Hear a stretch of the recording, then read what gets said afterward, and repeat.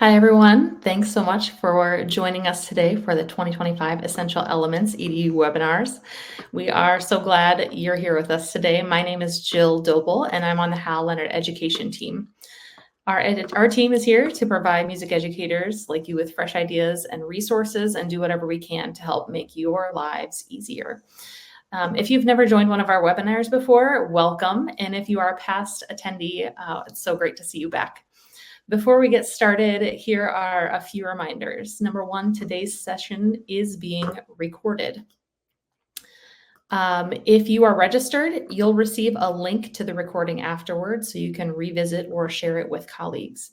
Please feel free to use the Q&A to ask questions you'd like to have, or chat to ask questions and participate during the webinar, which our team is in the background and will help to answer any and all of your questions that you might have. Finally, be sure to follow Essential Elements and Hal Leonard on social media to keep up with all of the newest releases and resources. You can find us at HLEE Band or HLEE Strings, at EE Music Class, at Hal_Leonard. We've got a few goodies for you this evening. There's going to be an exclusive coupon code for registrants to receive 20% off and free shipping from halleonard.com. There will be a pop-up on the screen. And then also near the end, we'll be giving away a $100 gift card to halleonard.com or a 1-year subscription to Essential Elements Music Class. So stick around for your choice to win. Without further ado, I would like to introduce our clinician for this session, who is Scott Sheehan. We are so excited to have him here. He's a nationally recognized advocate and the leader for the advancement of music education. He's the director of bands and music department chairperson at the Hollidaysburg Area Senior High School in Hollidaysburg, Pennsylvania, where he directs the Symphonic Wind Ensemble, concert band, jazz band, marching band, and teaches AP Music Theory, fundamentals of guitar, and an elective rock course, Rock, Rap, and Revolution. Whew, he's a busy guy. Mr. Sheehan was a finalist for the 2019 Grammy Music Educator Award and serves as an educational clinician for Con Selmer and Hal Leonard. He recently served as the president of the National Association for Music Education from 2022 to 24 and served on the NAFME National Executive Board as the Eastern Division president from 2015 to 2017. In 2022, he received the Outstanding Bandmaster Award by the new chapter of Phi Beta Mu International Bandmasters Fraternity. And as an active member of the Pennsylvania Music Educators Association, Mr. Sheehan has served as state president, among other leadership positions. He's an active guest conductor and clinician throughout the country and performs with the Hollidaysburg Community Band and with the Altoona Brass Collective. So welcome, Scott. We are so glad to have you here, and take it away. Thanks, Jill. Really, really appreciate the opportunity to be able to talk with you and share some ideas about what it's like to be a band director and what it's like to start students at that critical early age. It's just an incredibly exciting time when we see those light bulbs go off and just get everyone so excited to start their instrument and begin their musical journey. So I want to start with a poll because this question gets asked all the time. What grade do you start your students in? What grade do we start our beginners in? So even if you're a high school person or a middle school person tuning in today for this webinar, can you please help us out and answer this? Because I'm very curious about when people start. People want to know what that secret sauce is. What's the perfect age to start? And really the research says that it doesn't matter, or older is okay. But I'll tell you what, if you're starting them in 4th grade or 3rd grade or even 5th grade, you think that's the magic time. And so I'm just always curious of that. And I appreciate everybody that's answering that poll. And we'll take a look at that after a while. So I wanted to take a moment to talk with us a little bit. You know, I have been teaching for 28 years. I've seen lots of curriculum revisions. I've seen lots of method books come and go. And I'm very, very excited to be talking about Essential Elements right now because I think the changes and some of these updates are just incredible. And we'll get to that in a little while. But as I've seen things come and go, it kind of all boils down to what do you know and what do you do? Both you and the students, right? So what do students know? What do they or what are they able to do? And so we think about that in knowledge and skills. We see that in curriculum. And, and as I've traveled, I've kind of come up with this little idea that the happiest people are the ones that, they're the people that don't know what they don't know. They go through life and they're really happy. But the smartest people are the ones that know what they don't know. And that's all of us, because when we know what we don't know, we can do something about it. And that's really what this session today is going to be about. And I want to just say this up front. It's not really what curriculum you use, what method book you use. It really doesn't matter if it's page 10 or page 16 out of this or that. What really matters is you. And we're going to come to that in just a moment. But I do want to just kind of start with some foundational skills that I think are really, really important. Because when we think about foundation, the foundation of a beginning learner, of what they can do and what they know, we also want to think about that as being transferred from hopefully a very robust elementary general music education where they're really learning. And so for us as instrumental teachers, I think this can come in a lot of different ways. We think and we focus on technique, certainly posture, hand position, embouchure, breathing and breath control and all of that. And again, any great method book is going to talk about that. Maybe we're looking at finger dexterity, looking at articulation, all those foundational skills, the beginning of playing. Oral awareness, certainly very, very important. Can they identify loud and soft? Dynamics. Can they identify fast and slow with various tempi? And of course, there's vocabulary to go along with all of this. And matching pitch, that's a really, really, really big one. And of course, understanding what tonality is and a tonic dominant relationship. Even if they don't use those words, can they think, I'm a trumpet player, can they think high and low and hitting those partials and so on? Some other intonation, some other foundational transfer skills that hopefully they're learning in other places that then we can capture for our beginning band students or even for those intermediate students, thinking about rhythm and meter, thinking about time signatures and so on, notation skills, reading lines and spaces, letter names, durations of notes, all of these kinds of things of how those fingers correspond, and whether or not you're using traditional notation. And I know I'm going quickly because there's a lot to unpack today. But when I see this list, I see that any method book is going to be able to teach this list. And really what makes all of this come alive is you. It's you, the teacher. And so this is a mirror. It's supposed to be a mirror anyhow, reflecting back at you. Because it's what you do with your students that makes the difference. It's the difference that you make that music come off the page. You're the one that makes that hand position work just perfectly or shows them that embouchure piece. So it's not just what they know that you tell them, it's also what they can do, what you show them. And the difference that you make is absolutely critical. And today I brought with me a tremendous guest that I'm sure is a name that you all know and recognize if you are a band director anywhere in the United States. And that is our dear friend and one of the authors of Essential Elements, Dr. Tim Lautzenheiser. Dr. Tim, take it away for a few minutes. Thanks, Scott. And thanks to everybody that showed up. When Scott was talking about how important you are, I think when we start at this crazy thing called beginning band, so much of it depends on you. Certainly, I'm a huge fan of Essential Elements, and a lot of hours were spent putting everything together, the right pieces of the puzzle. But it's the picture on the box that makes the difference, because if we don't have the picture on the box, all the pieces of the puzzle won't get put together correctly. Again, it comes back to you. I might suggest that most of you are here because of a music teacher, a band director, somebody who walked by you and said, I think you got some talent. You're like, really? They're like, yeah. Or your mom and dad said, let's try out this band thing. There's no way a book itself can teach. The teacher, knowledge itself is of no value. It's the wisdom that makes the knowledge valuable. And that's the person who can take the knowledge and put it in a form that the student goes, oh, I understand why we're doing that.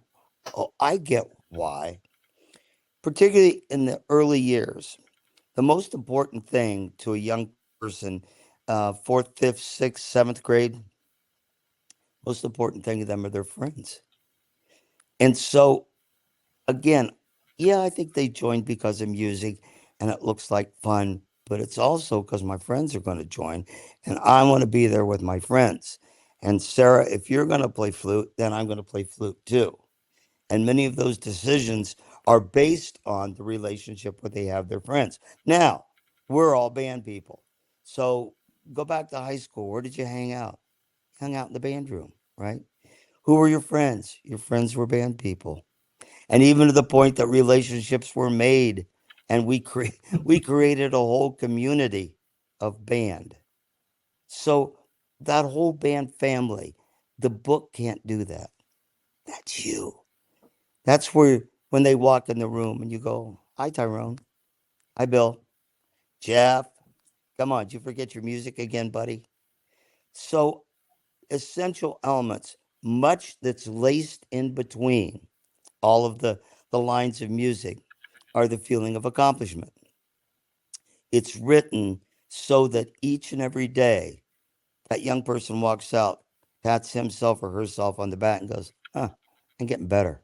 I'm getting better. You know what? We clapped that rhythm today. Tomorrow we're going to play that rhythm.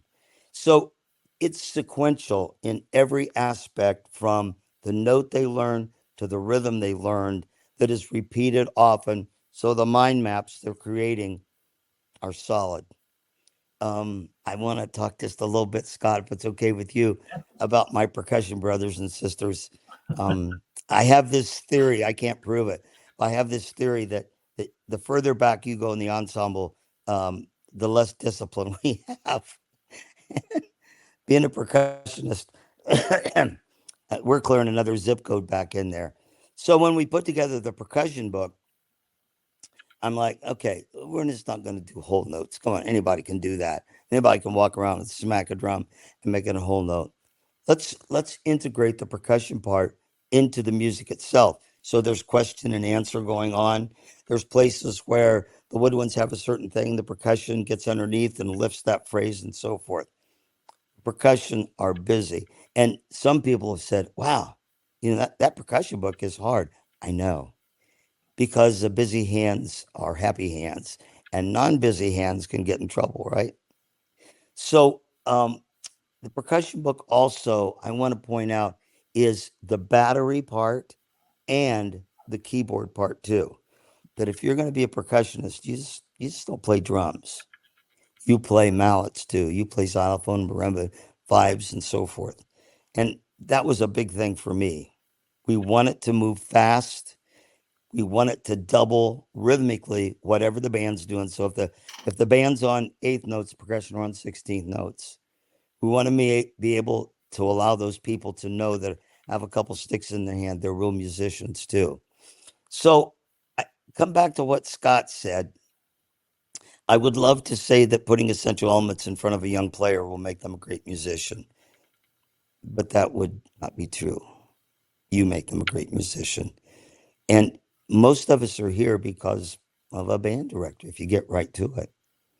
And when you look at, when it was time to go to college, most of us ask our band director where to go.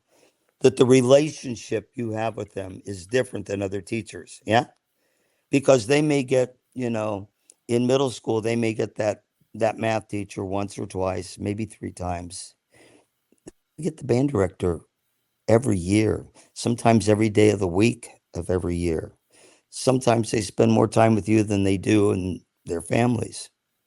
And that's why the band room's a place to hang. And that's why we have band shirts and band jackets and band hats. And that's why when people go back to their high school reunion, who hangs out together?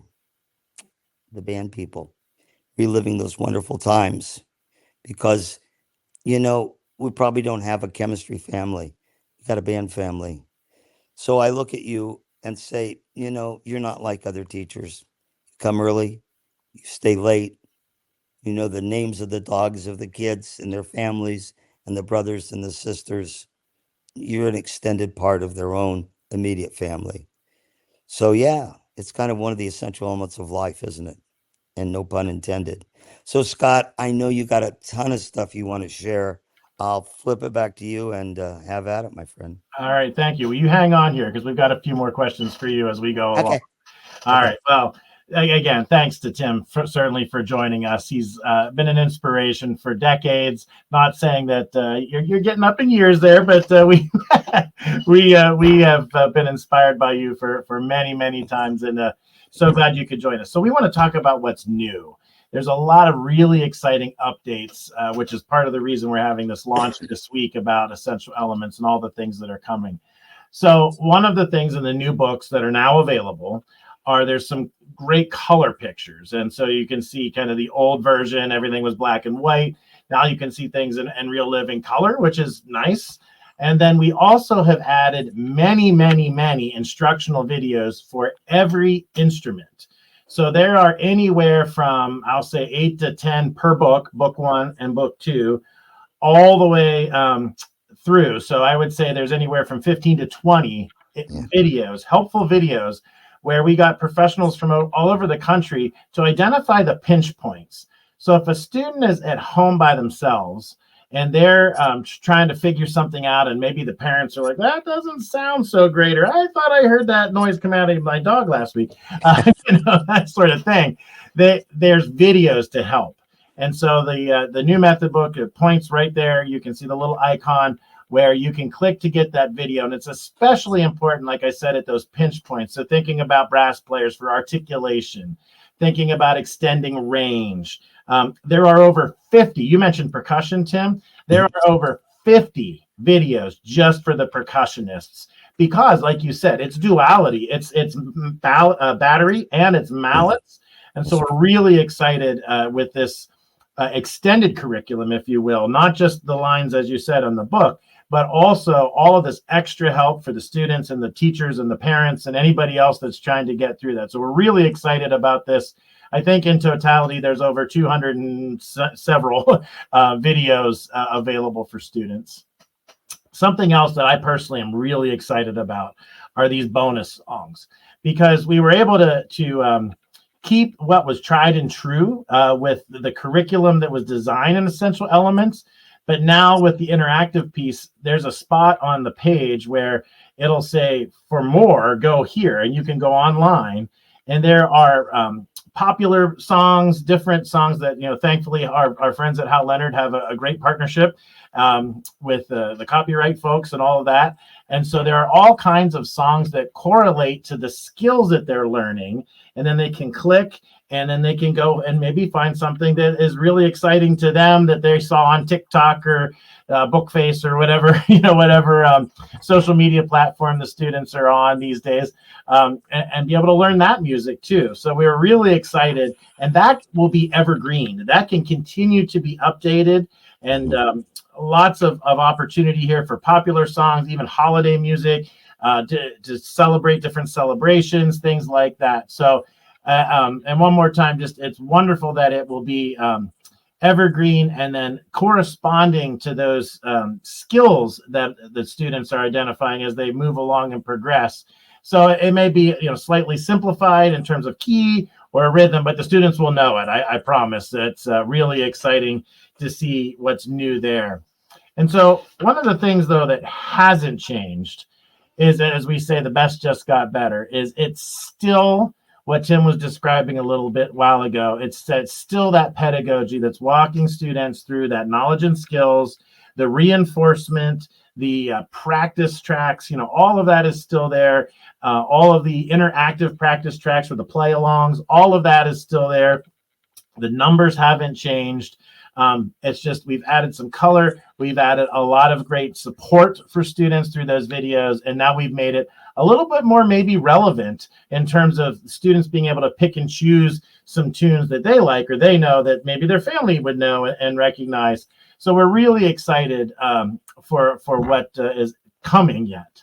And along with that, now I'm going to kind of switch gears a little bit away from the book, but talk a little bit about myths. As I mentioned, I've done this for a while. I've been in the classroom. I've used Essential Elements. I've taught in elementary. I've taught middle school. I've taught high school.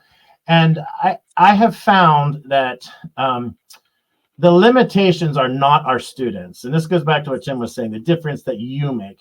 The limitations tend to be us as teachers. And I think there's a myth out there that you start on page 1 and then you go to page 2 and you go to page 3 and you go to page 4. And when I was a young teacher, I kind of thought that too.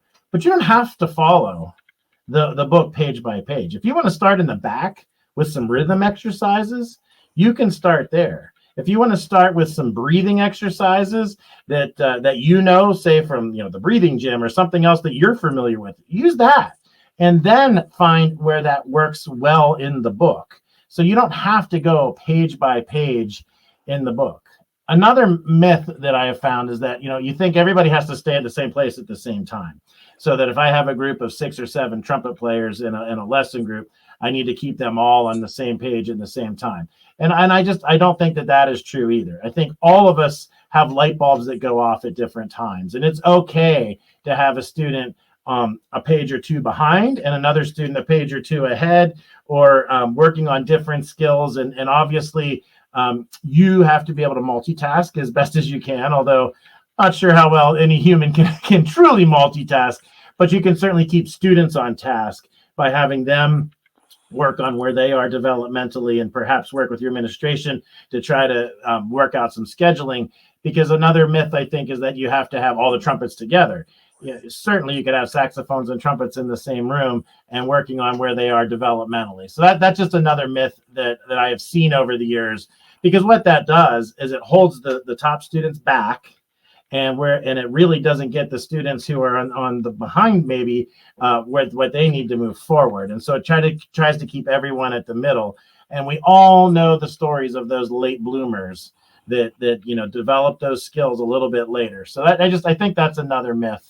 Another one is that students can only focus on one thing at a time. That's what I love about Essential Elements. There are multiple skills that are building on top, that spiraling, recursive scaffolding of the skills that are developed through Essential Elements. And I think that as we're refining one skill, we're also learning something else. And I think that that's another thing that we as music teachers need to think about. You can be working on tone production at the same time as you're working on rhythm, and putting those two things together and focusing in on articulation. So often when I'm out listening to bands, it's articulation. The clarity of articulation just isn't there because we haven't gotten there because we're only focused on these 2 fingers that mean E and A, and we didn't talk about the fact that you need to put your tongue in the right place, and that comes later. And so I think it's really important that we're looking at the total musician. And I do, as I said, think Essential Elements really tries to lay that out well. Another thing that I see is, young musicians can't be expressive. And that is just, I know, Tim. Yeah, wrong. It's absolutely wrong. I have seen 4th graders bring me to tears with full notes and half notes. Young musicians can be expressive. It's already inside them. We just have to let it out and not hold them back. I tell this story. We were playing air for band with a 7th grade group. And this flute player comes in she asked me to, help her. It was during a lesson. And she played it, and the notes were fine, and the rhythm was fine, and it was fine. It was a C+, B- performance because it lacked expression. I told her nothing other than to say, this sounded a little boring. It was correct. If you were getting, if you were using a notation, I don't want to talk about too much about any of the online notation things that can, assess students. But if you were doing that, it would give you all green lights. It would all light up green because it was correct, but it really didn't have anything. And I said, I'm not going to tell you anything. Just play it again, but make it mean something. And this little 7th grader literally brought me to tears with Air for Band, because she already had that inside of her. And when it was done, I said, where did you know that? How did you do what you just did? Because that's not what's on the page. And she said, oh, I heard that in church. I said, well, you didn't hear Air for Band in church. She said, no. This is how we sing in church. And I thought, wow. And whether it's church or YouTube or TikTok or wherever these students are getting their musicality, they're getting it. They have it. And they can be incredibly expressive. They can be creative. Yes. If you know three different notes, you can improvise. Yep. And I encourage that. I really let them experiment. Let them create. you know, you don't have to stay on the same page at the same place at the same time. Let the animal out of the box, so to say. You know, open the cage doors and let them create, because man, they will do amazing things. They will do amazing things. And you know, and so often, and this kind of goes back to us. This is the mirror looking back at us again. Young musicians don't know enough to make musical decisions, and trust me, they know so much. And so, Tim, you know, you travel around, you see people all the time. You know, I don't know if you have any of these myths you want to comment on, or other things that you've seen where we become the people that are holding back the students from being the amazing, creative, expressive humans that they are. Well, I mean, you're spot on. In the movie Mr. Holland's Opus, you know, where the little girl plays the clarinet at the end, and it's kind of, and then he says, what do you like about yourself? And she says, my auburn hair, and my dad says it looks like the sunset or whatever. He said, play the sunset, and all of a sudden it comes alive. You can play hot cross buns and get a really good groove in it and turn a phrase with it too. And I think, and Scott, you're in this closer than I am. I think if young people know that the note is a form of expression, I don't think they'll ever put the instrument away, because it's a language. Does that make sense? Yeah, absolutely. And if I've got a language that I can say what I feel, we're the last expressionistic subject in the school. Everything else is impressionistic.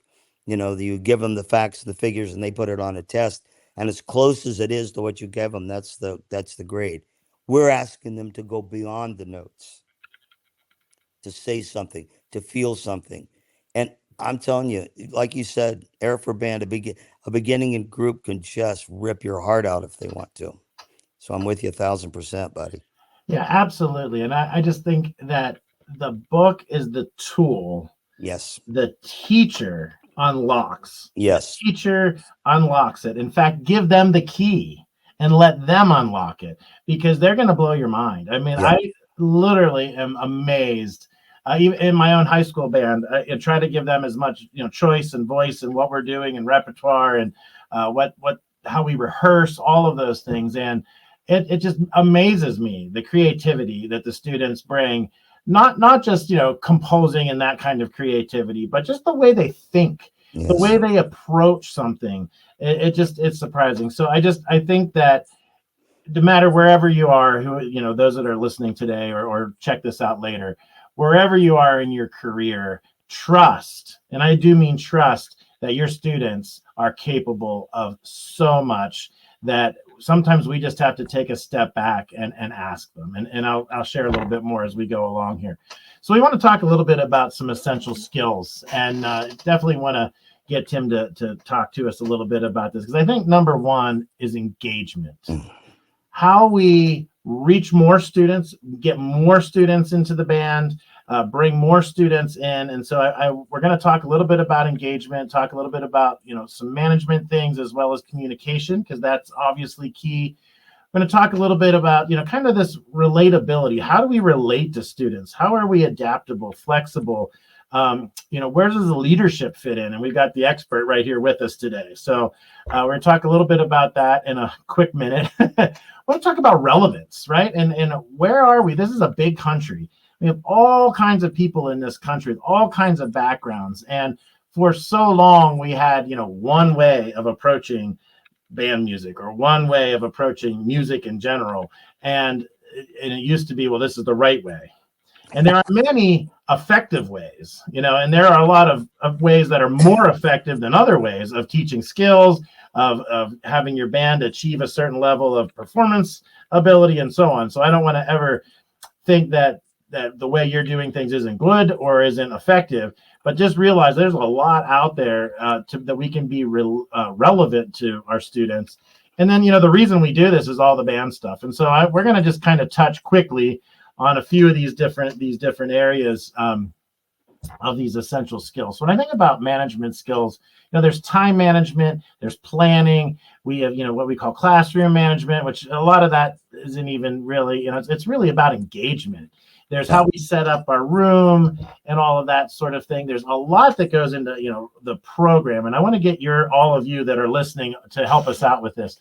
What's your secret sauce for recruiting? If you could use the chat, and I'd love to blow up the chat with your number one recruiting strategy, and a second chat for what's your secret for retaining students, because this is really, if you got to have butts in seats in order to be able to teach them anything out of any method book.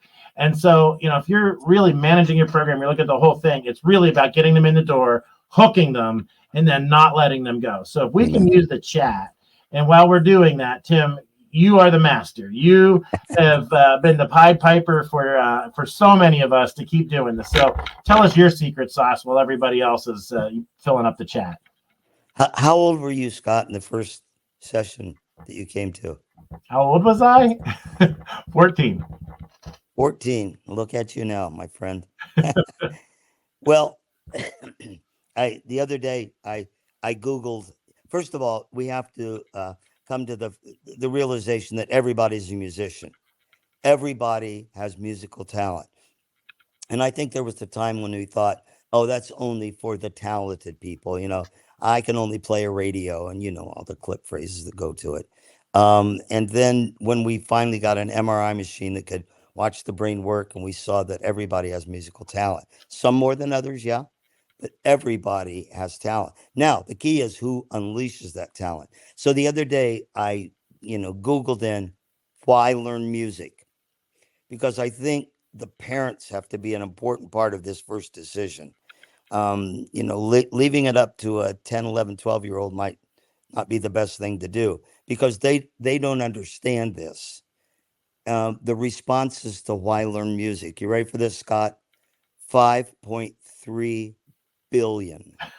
Wow. 5.3 billion Wow. bits of information supporting the fact that music will benefit your life in some fashion.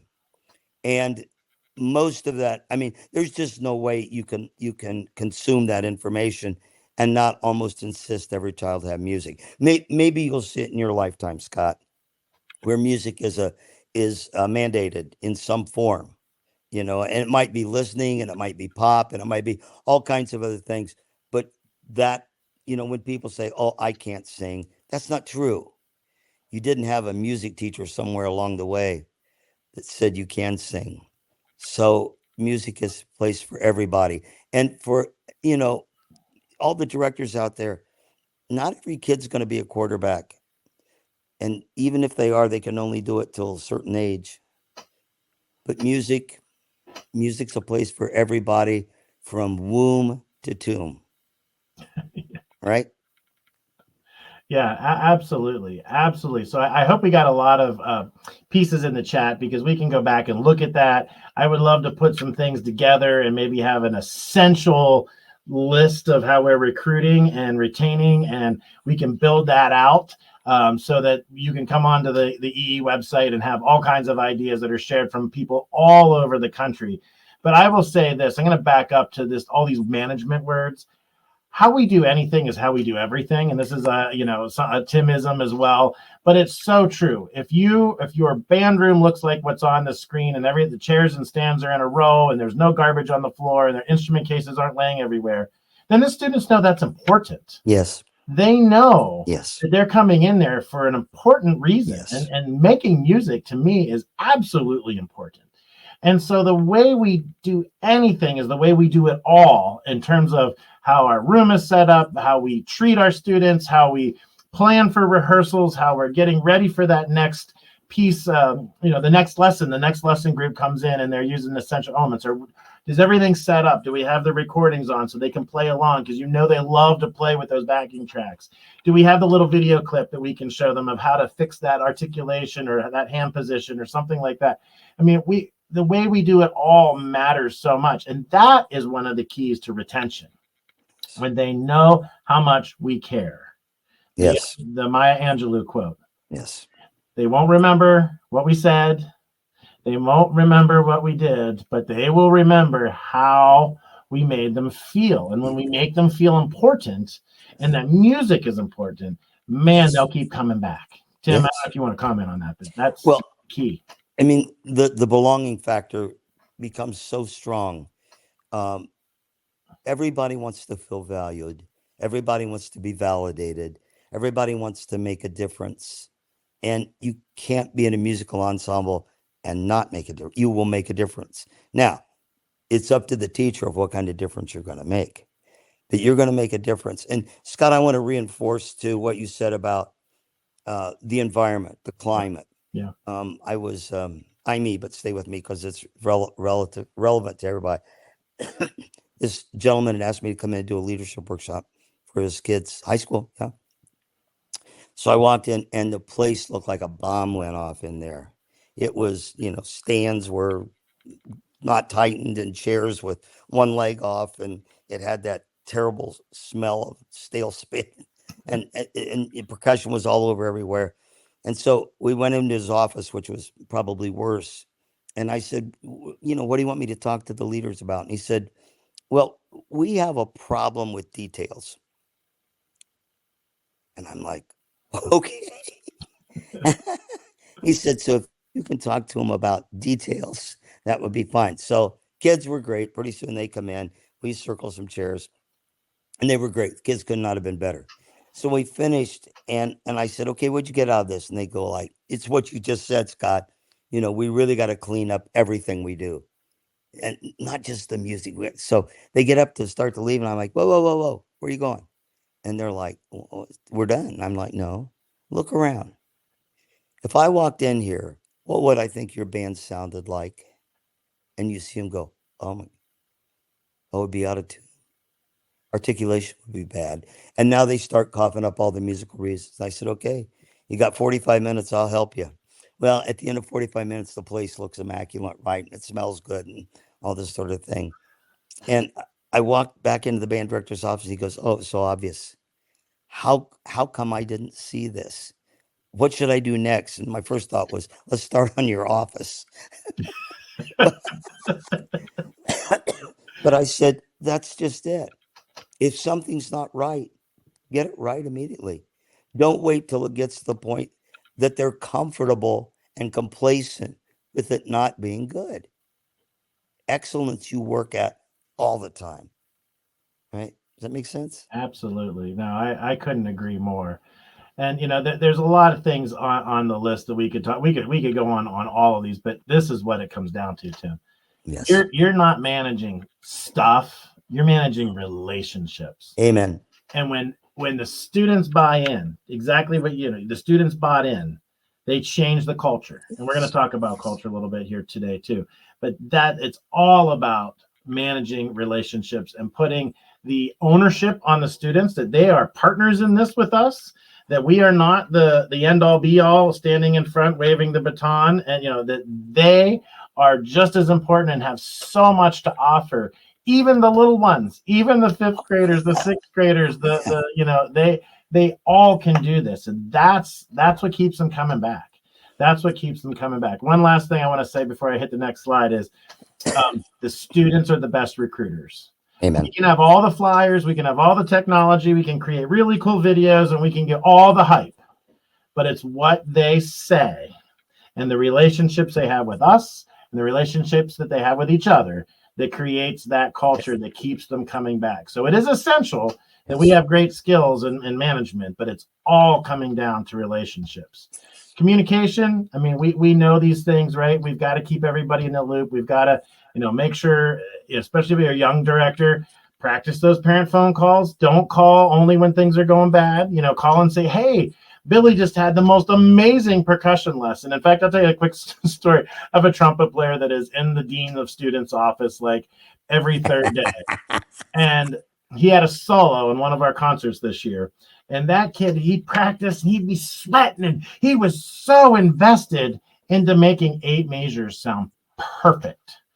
And I looked at him one day and I said, imagine if you put that same effort to your behavior in your science and English classes, you would be doing amazing things. And so his parents, from my perspective, think that this kid's an angel and he's working so hard and so on. And so let them know when the kids are doing really, really great things. And then when you do need to bring the hammer down a little bit or try to get some course correction made, then it's a lot easier because you've already built the relationship.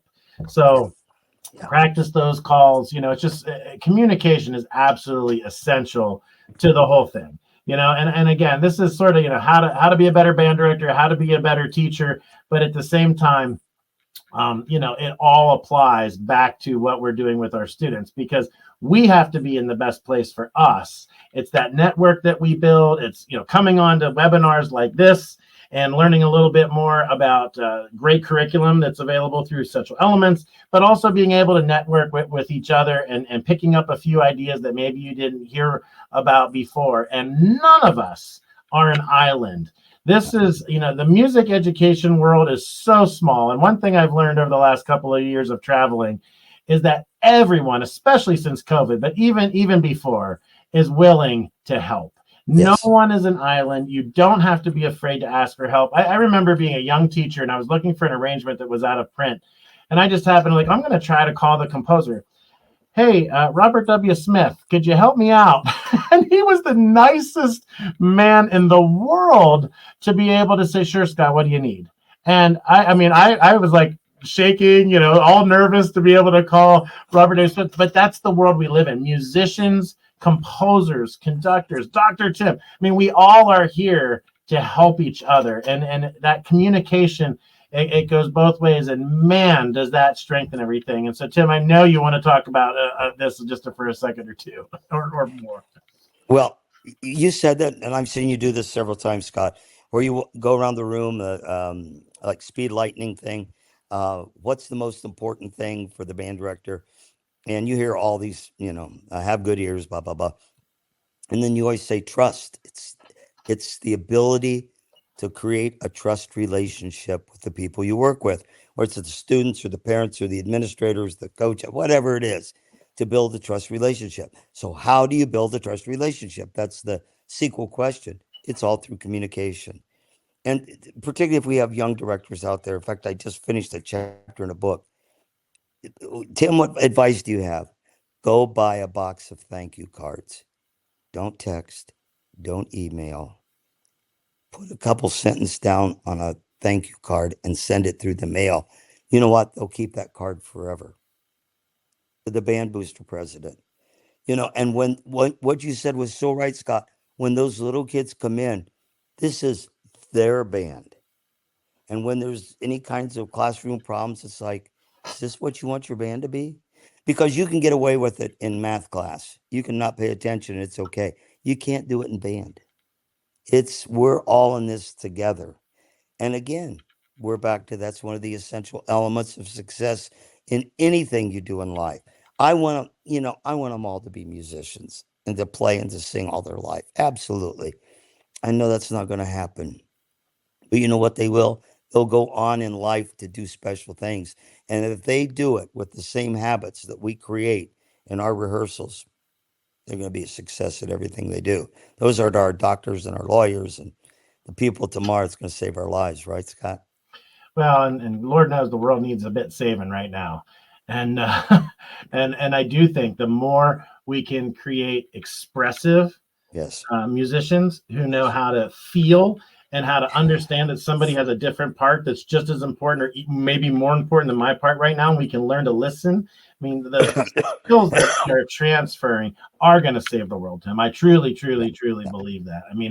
It's about understanding cultures. It's about understanding differences and how different things have to come together to work together.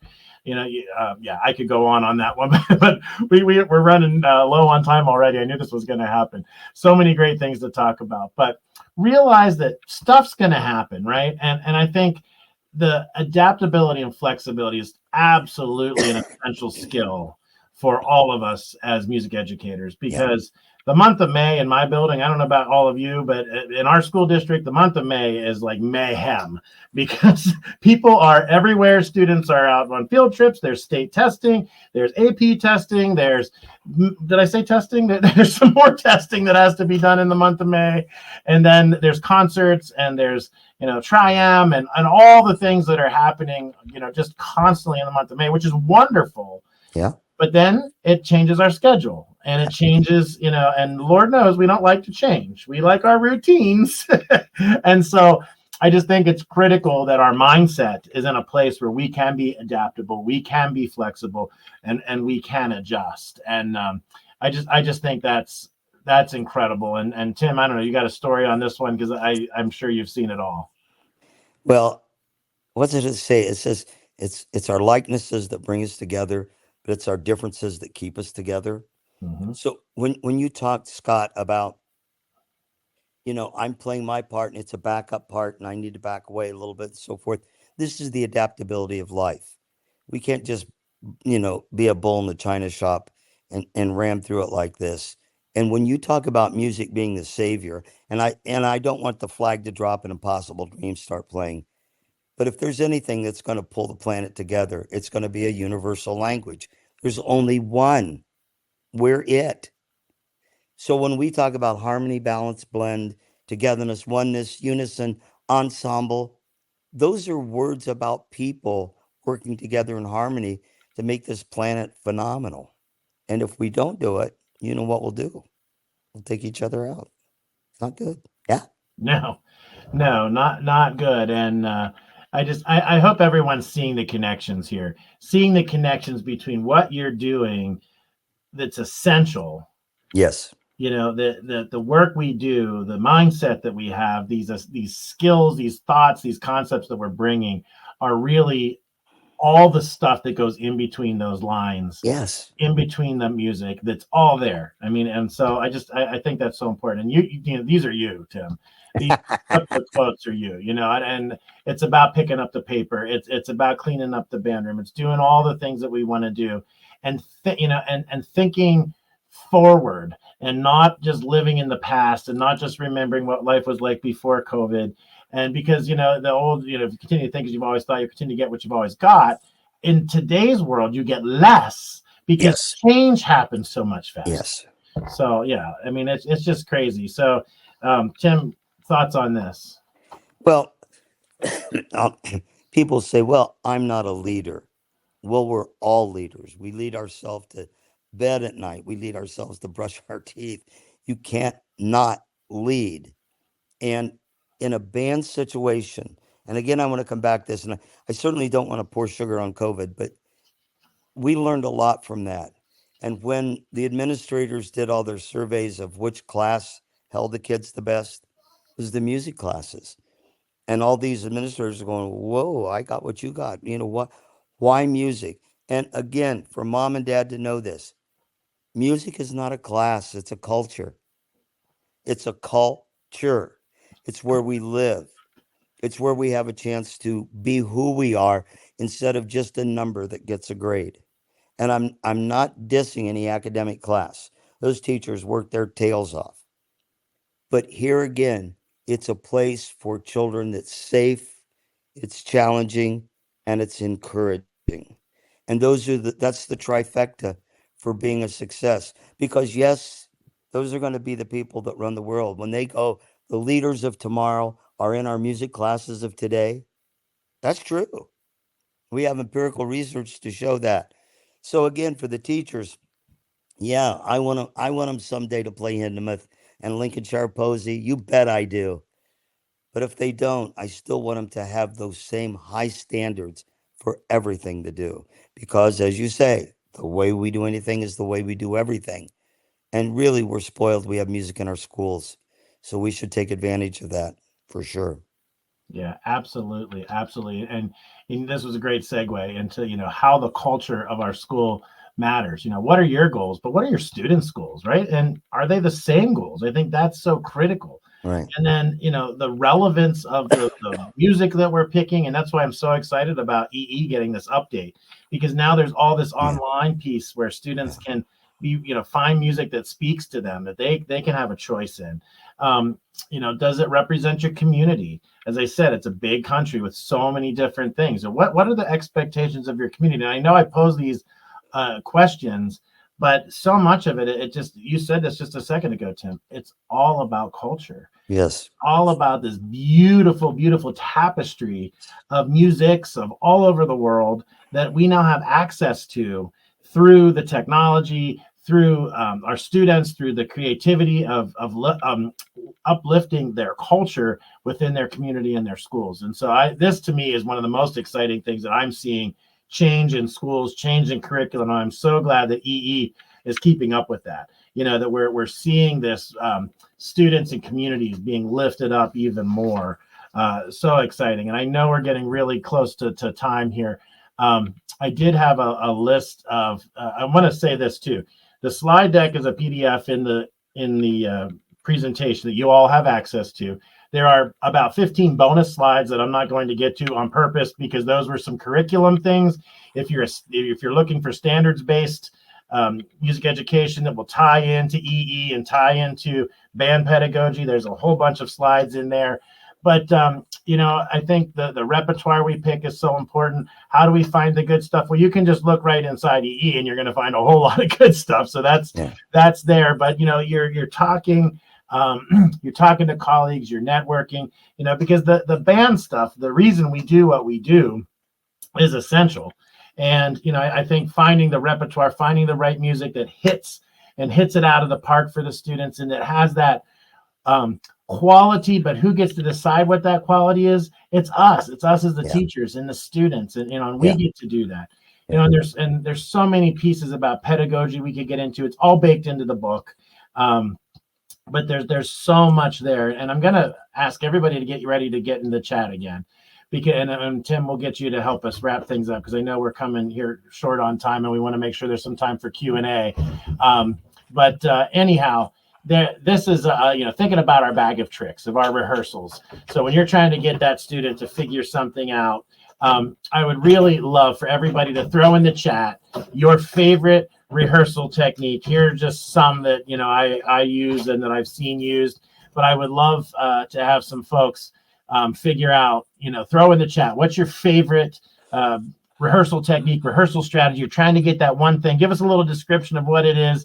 And Tim, I know you've been on the podium a lot too. So what's some of your favorite things? Oh my gosh, I got so many. I'll take up the whole time. I think the most effective one was when I had the music memorized and I looked in their eyes.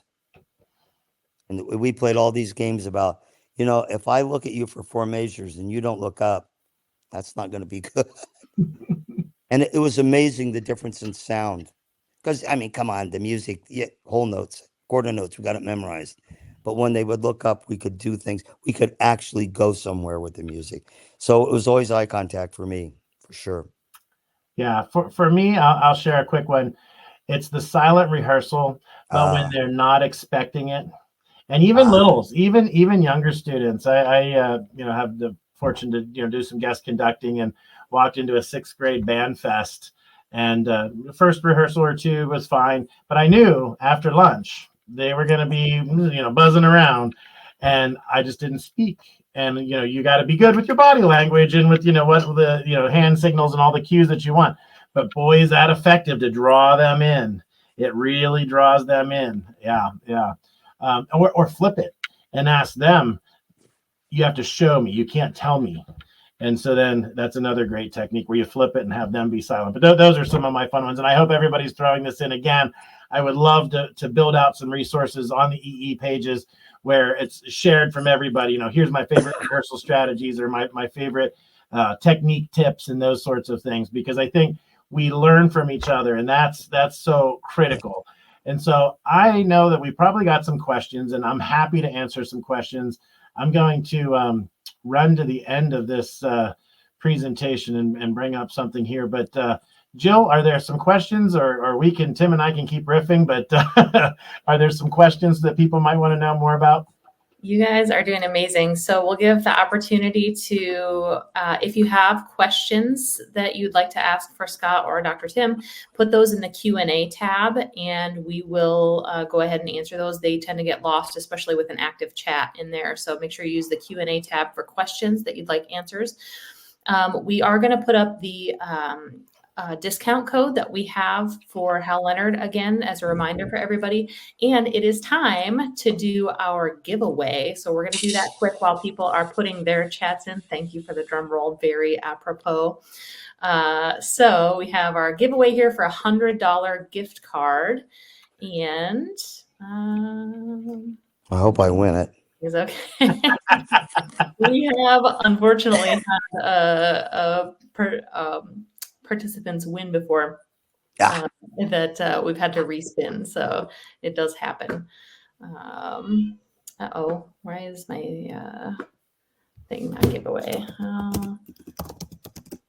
Sorry about the delay here, folks. Just gonna get it. No worries. No worries. Okay. You're gonna win, Scott. Hey! Oh, thank you, Melissa. I don't know where it went. Love this. I love everything. Oh, Johan, congratulations. You will receive a message from the HAL team with that gift card in it. So happy shopping at halleonard.com. And time to get to our Q&A. Says, how can we download the slides? Those should be on the right-hand side of your screen.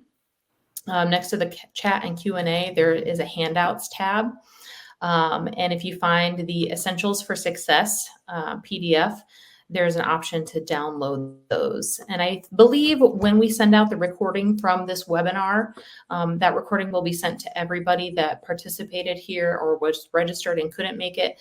I think those will be included with that email as well.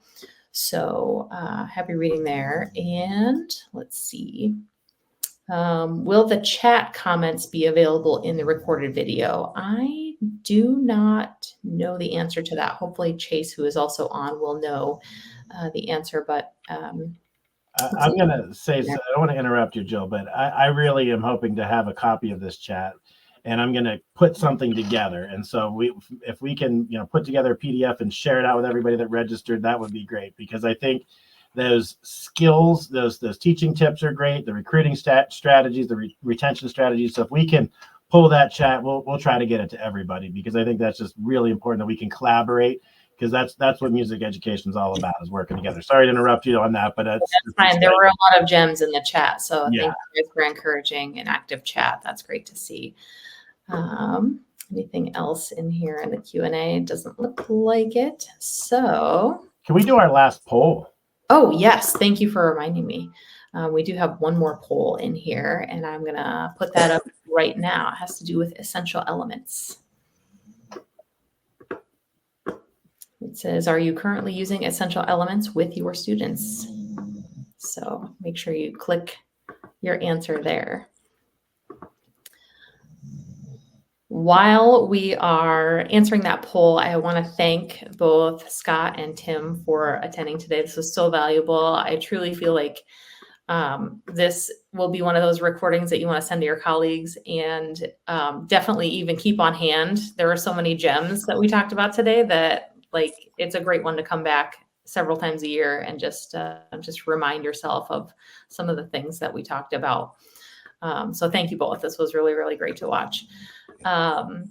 If you are an EE teacher or are soon to become one, then make sure you get on Essential Elements Interactive. If you have a book, then you already have access to the online elements. There are 400 plus instructional videos with engaging and easy to follow tutorials for band and string instruments. There are the new bonus pop songs that we talked a little bit about. There's updated color interiors on there, and there are more online resources. So there's a wealth of things. If you have not already been taking advantage of those EEI resources, make sure you get to the online resources. They're really, really great.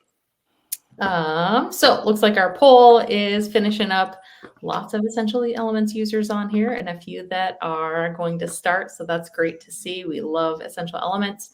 And last call for questions. I don't see any. Any last words from our presenters today? Well, I'm going to let Tim close it out because he does an amazing job. But I want to thank you, Jill, and thank Tim for joining this and putting all this together, and all of our friends at Hal Leonard. We're very indebted for the work that's going into making this resource incredible for our students. And as I have on the screen here, we're in this together. No one is alone. And the people who are crazy enough to think they're going to change the world are the ones who are going to do it. And that's us. It's us, the music teachers, that are going to change the world one student at a time, one song at a time, one hot cross buns at a time. It's going to happen. It really is. And I just, I'm so excited to teach music. I'm so excited to have all of you with us today on this webinar. And I please reach out if there's anything that I can do or how Leonard can do to help you to be a better music teacher, be more effective in your classroom. We're here. That's what we do. And Tim, close us out. I will. Thanks again, Jill and Chase, and Scott, to you. I love you, pal.